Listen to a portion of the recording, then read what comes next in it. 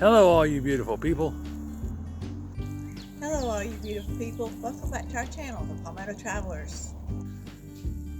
Hello, all you beautiful people. Welcome back to our channel, the Palmetto Travelers. That's travelers with an S, except no substitutes. I'm not on here today to complain about my low back. The status is everything is still up in the air, still waiting for Social Security disability insurance, still waiting for tests, so there's no sense in talking about it if I'm still in limbo, right? And plus, I'm sure y'all don't want to hear about all of my issues with my back. You already know what they are. So I'm going to focus on the garden today. We already know that the garden was too small, and for everything that we planted in there, I'd probably say we overloaded that little lot. So I'm just trying to prepare you for what you're about to see. The cucumbers, you couldn't have done better. They've just done so great. Cherry tomatoes, great. Regular tomatoes were a little small, but I know now, after talking to some folks about the types of, like the Cherokee Purple that Jules talks about on his, that's Jules Small Gardening, make sure you check him out. He has these Cherokee Purples, and he goes on and on about how great they taste. So I'm going to try those next year. The green beans did terrible. They lasted long enough to get like a bag about that big, and then all the plants died off. It didn't look like anything ate them, they just died. So didn't get a good experience with green beans. That's okay. Live and learn, right? I've got cherry tomatoes, I've got some rather small beefsteak tomatoes, I believe they are called. We still got plenty of tomatoes coming up. We still got plenty of tomatoes growing. I've got several more cucumbers out there that I just harvested, or need to be harvested. I just made a huge summer salad for me and my wife to help get rid of some of the vegetables that's coming in from the garden. So the garden's produced pretty good.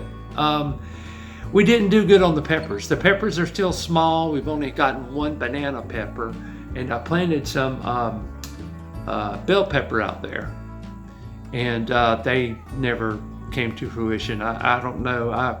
What I'll do is I'll do the same thing this coming year that I did for this season, and I'll just go ahead and buy the bell pepper plants, that big from Lowe's, and just stick them in the ground, because we have such a wishy-washy season between April and May. Sometimes it'll freeze, sometimes it won't. Our squash plant died, so we had a bad experience with squash. So the big winners, green onion did pretty good, cucumber did really well, and the tomatoes did very well as too. I can't talk. The tomatoes did well also. So I think next year what I'm going to do is double or even triple the size of the garden. Now the watermelons, we did not know this, but I'm going to show you how big our watermelons get. Hold tight. That is the biggest watermelon we got. And yes, it is mature, and yes, it is ripe, and yes, it is very sweet, but no bigger than the size of a softball. They were miniature, I guess, personal serving size watermelons. Nice for a little treat. If you want to stick them in the refrigerator, they're nice and cold, juicy and sweet, but that's as big as our watermelons have gotten, and I don't think we're going to get many more. Right now, I have 3 that I'm going to stick in the refrigerator, but that's the watermelon yield this year. I'm going to do that differently next year. Mr. Owl faithfully standing guard over our garden. As you can see, There's some cherry tomatoes that are ready to be picked. I'm going to loosen my very rudimentary gate entry or garden entry. I've got a foul net. I don't know if you can see that or not, but I'm going in. Okay. So anyway, these, you can see I've got cherry tomatoes growing everywhere. The radishes, nothing ever developed. I'm sure we planted those too close together. Cherry tomatoes right there. Got a couple of red tomato. Well, hold on a second. Let me pull this up so you can see it. Got a couple of small red tomatoes right there together that I'm going to pick. Green onions, more tomato plants. I planted those deliberately so that we would have more growing later into the summer. Now, if you'll see, some of our tomato plants got a little bit yellow. I'm kind of curious as to why that is. But anyway, as you can see, there are a couple of peppers on our plant that we will eventually get to harvest. But those are the bell peppers, and they never came in.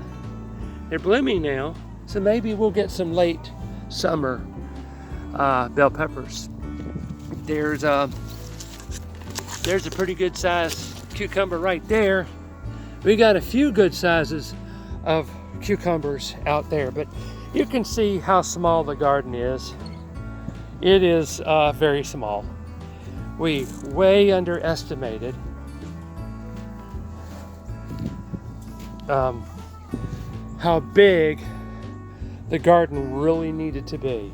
And that is where my beans were along this side, and they just all died. So I'm not worried about it. I'll just harvest some of the bean pods for our garden next year. Next year we'll grow about a 30-foot row of beans, so we can have beans, as I was saying earlier. But I'm gonna show you, there's a cucumber ready. There's a cucumber, she looks about ready. So we've got several in there. There's another one. So the cucumbers are doing pretty good. I gotta say, I'm really impressed with the cucumbers, but the tomatoes are okay, especially the cherry tomatoes. But everything else, we got one stalk of cilantro to come up over there, and it's pretty much died. So there's a lot of lessons to be learned here. And my wife also made the comment, hey, our garden looks yellow. And I'm using a granular feed for vegetables that I sprinkle on the ground. So every time it rains or I water the garden, the plants get fed. If y'all have a better idea about food, about nutrients to put in raised bed garden soil, I certainly would appreciate your comments down below. But anyway, I wanted to give you a look at the garden. You can see and I heard somebody say something about plucking the lowest leaves off of your cucumber plants. We've had cucumber plants just die. That one absolutely exploded and took off and has produced so many cucumbers, it's just unbelievable. So we're pretty happy with the production of cucumbers. And like I said, the tomatoes are doing good. So anyway, that's the garden this year, and it's going to double in size, and I'm actually going to install an actual walk-in gate for my sweetie pie so she can walk in here and pick vegetables whenever she wants to. Garden grade this year, I'm going to give it a B- on our attempt, because we have gotten some pretty darn good tomatoes, cherry tomatoes, regular tomatoes off of these bushes, so, and the cucumbers. So, but as you can see on the watermelons, you see them down there. I think the plants are pretty well done. I don't think they're going to do anything else. I think they're pretty well wiped out. Next year I'll have a separate bed for the watermelons. I learned my lesson hard way on that one. So keep me posted on any ideas you have about if there's any way to make this soil nutrient rich. I imagine probably after I pull the garden down in the fall, after it starts to frost, that I will start composting this soil and plan on expanding the garden to 2 or 3 times the size if my aggravating back will allow it. But there's your garden, and that's it.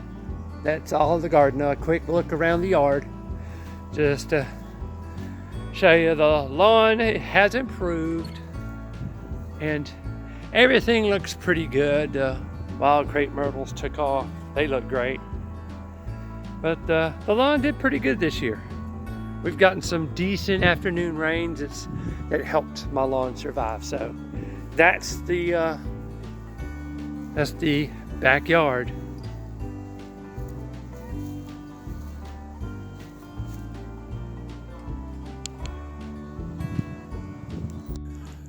Hey guys, we hope you enjoyed the video. If you did, please give us a big thumbs up, smash that like button.